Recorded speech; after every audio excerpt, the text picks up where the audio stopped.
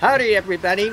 I'm here in the north side enclosure where we keep the sheep during the night, and we're in the process of finishing up the irrigation system that we've been building. But we have to have a way to move the water that we're collecting from the roof of the greenhouse there, and not just use it for the greenhouse, but to move it out here to give water to the enchanted forest where we have the Napier grass. So I've been digging this little ditch here.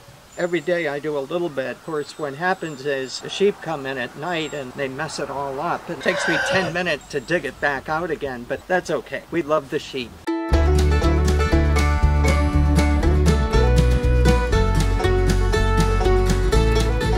And that's the idea. We're going to be running a pipe to the center area of the enchanted forest, and then we'll run hoses off of that.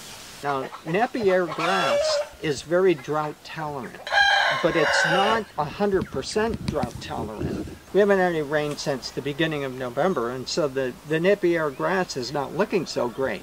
I've cut a lot of it to use as forage for the sheepies, for them to eat, and we have to be able to replenish that Napier grass. Now, the Napier will regenerate, but it won't regenerate fast enough so that we could keep feeding the sheep with it. So I have to plant new Napier grass, and that presents a problem because the new Napier grass needs water.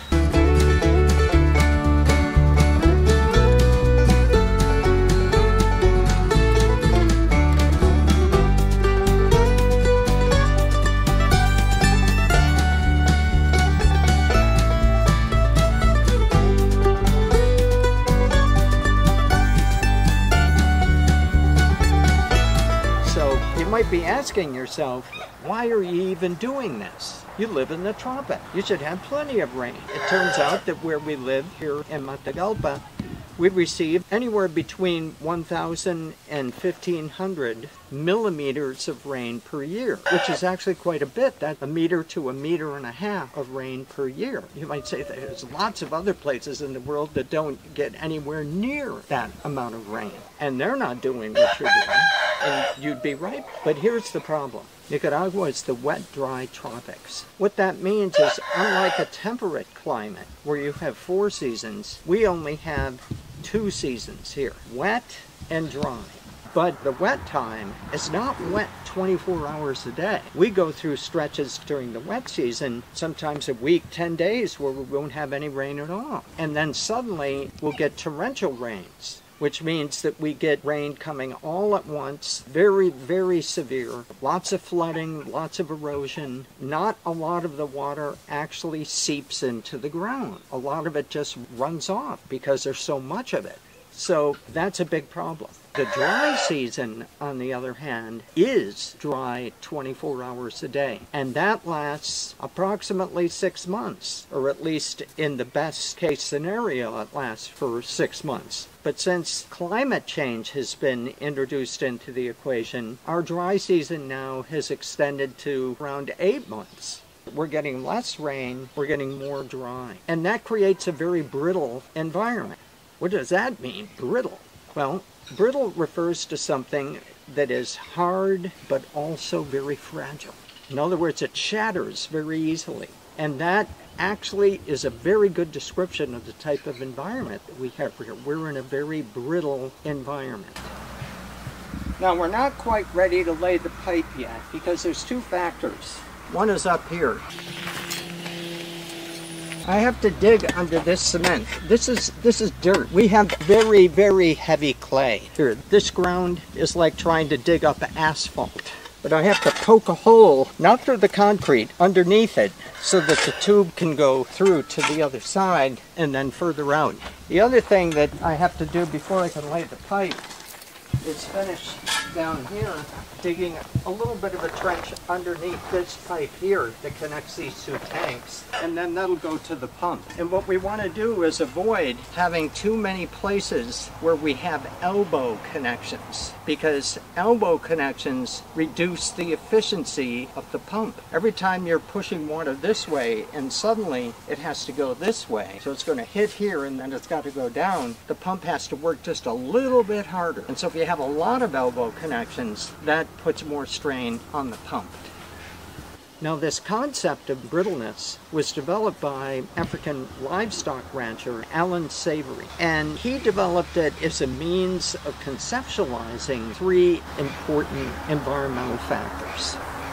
And these are the degree that moisture is available to growing plants. The second is how well humidity is distributed throughout the year. And then the third is how quickly dead vegetation breaks down. Now, Alan Savory developed a scale that you can use, I have it on the screen here, to help you to determine where your particular region fits on this scale. Now, you don't have to try to fit it exact, just get in the ballpark area. For example, a rainforest would be the most non-brittle environment. And then at the right would be like the Sahara Desert, the most brittle environment. So desert, rainforests are at the extremes, and then your particular locale is going to be somewhere on this scale. And it's up to you to pinpoint where that is. And so let's dig into this just a little bit deeper. So it's important to understand that the brittleness scale is about how evenly moisture is distributed in the atmosphere throughout the year. It is not about the amount of rainfall that you get in your locale. It's about the constancy of humidity at the soil level. So in non-brittle environments, or environments that are moving toward non-brittle, humidity is distributed throughout the year. Moisture at the soil level is reliable throughout the year, regardless of the amount of rainfall that your particular locale is getting. Remember, there's ways that moisture can be near the soil level, even if it's not rain, with dew and other aspects of humidity. And this is particularly important. Microbial action breaks down the vegetation. A brittle environment is pretty much the opposite. Humidity at the soil surface rises and falls in irregular patterns. Hey, Leon. That's Orion. This is Orioncito. That's right. Or as you would say in English, Orion. Precipitation is also erratic and seasonal, regardless of the quantity of precipitation that you get. So again, like I said, some days we'll have torrential rains and flooding, and other times during the wet season we'll have no rain at all. And again, very important here, dead vegetation breaks down through chemical processes, not microbial. So that's really important. The dead vegetation breaks down mainly through the action of the sun, which causes the carbon to go up into the atmosphere and not into the soil. And that means that soil building decomposition is minimal in brittle environments. For example, you may think you're putting a lot of mulch on the soil, but if you're in a brittle environment, most of that is simply going to decompose chemically, not microbially, and is going to go up into the atmosphere. So understanding brittleness is an essential thing, because when the decay process is ineffective in an environment, desertification follows. Sometimes it can follow pretty quickly. So let's look at our environment here. We don't have regular moisture at the soil level throughout the year.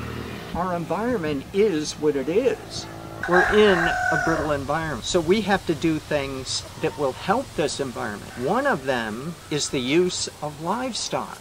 Livestock, as they're grazing, will trample grass and put grass, much of it which is still alive, in contact with the soil, which can increase humidity at the soil level. So livestock can actually help. That is the reason that we decided to have sheep here on the farm. We bought sheep to help to improve the soil. The microbes have to have moisture. And I had to learn this, because for the first 5 years that we were here, I was out there with the scythe cutting pasture. We didn't have any grazing animals at the time. So I was out there with the scythe cutting the pasture, thinking that this was really going to help. Guess what? It didn't help that much, because most of the decomposition that was occurring was chemical, which means that the carbon in that grass that I cut, that's carbon going back up into the atmosphere. I didn't understand. So this is a learning process, and we all have to be learning and constantly learning. That's what I'm doing. So with that, I'm going to get back to work and end the video, and I'll see you in the next one. Thanks a lot for watching.